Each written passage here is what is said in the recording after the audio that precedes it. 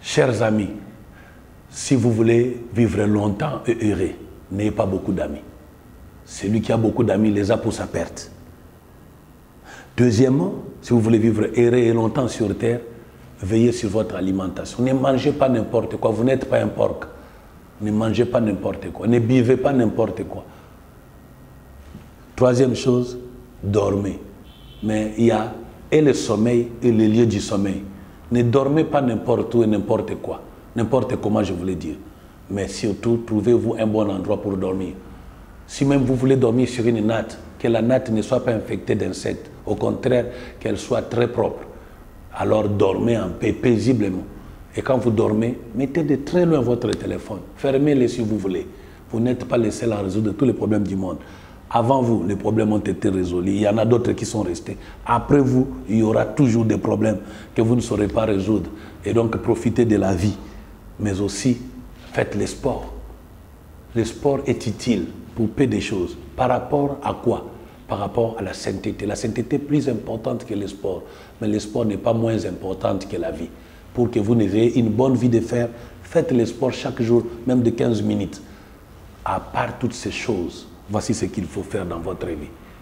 Soyez discret, surtout en matière d'argent. L'argent n'aime pas le bruit, mais l'argent sent une odeur qui attire, les flatteurs. Beaucoup de gens que vous appelez amis ou frères ne le sont pas. Ils ont juste senti l'odeur de votre argent. Les jours où il n'y aura plus d'argent, ils partiront sans votre invitation ni votre adieu. Et donc je vous invite à ne pas provoquer la colère ou le bruit de l'argent. Épargnez davantage l'argent. Épargnez de l'argent, pas à l'excès, mais davantage.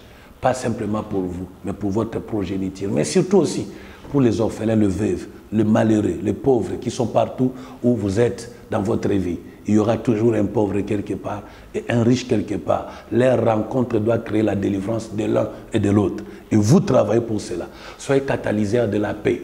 Partout où vous êtes mal invité, fouillez. Partout où il y a des ordres querelles, là où on ne vous aime pas, on ne vous supporte pas. Partout où on vous calomnie, on vous hait, fouillez. Ne marchez pas, mais fouillez. Ne courez même pas, mais fouillez. Je comprends qu'il y a une différence entre fuir et courir. Quelqu'un qui fuit est trop dangereux parce qu'il ne sait pas contrôler ni réfléchir, il est déjà en danger. Mais celui qui court peut avoir déjà réfléchi à suffisance avant d'y arriver.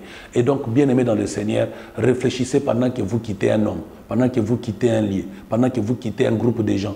Réfléchissez à deux fois si oui ou non il fallait le faire ou pas. Certaines décisions sont bonnes, mais le temps de les prendre peuvent être mauvais. Alors vous ayez le discernement. Soyez sages, non pas à vos yeux, mais aux yeux de Dieu. Pas aux yeux des hommes, mais aux yeux de Dieu. Parce que toute sagesse venant de Dieu et tout sage déclaré, proclamé par Dieu, le sera automatiquement pour les humains. Et donc, bien aimé, pour finir, Satan doit rester votre ennemi. Seul Satan et ses démons. Aucun être humain ne peut être votre ennemi. Jésus disait, Père, pardonne-leur, car ils ne savent pas ce qu'ils font. En fait, quand le diable entre dans l'homme, l'homme fera ce qu'il ne sait pas. Et donc, vous ne choisissez pas les hommes que Satan utilise comme des simples enveloppes. Parce que ce qui importe dans l'enveloppe, ce n'est pas l'enveloppe lui-même, mais c'est son contenu.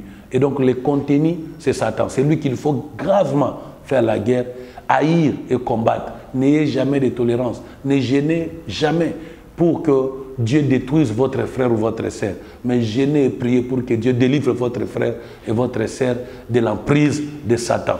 Que Dieu vous bénisse.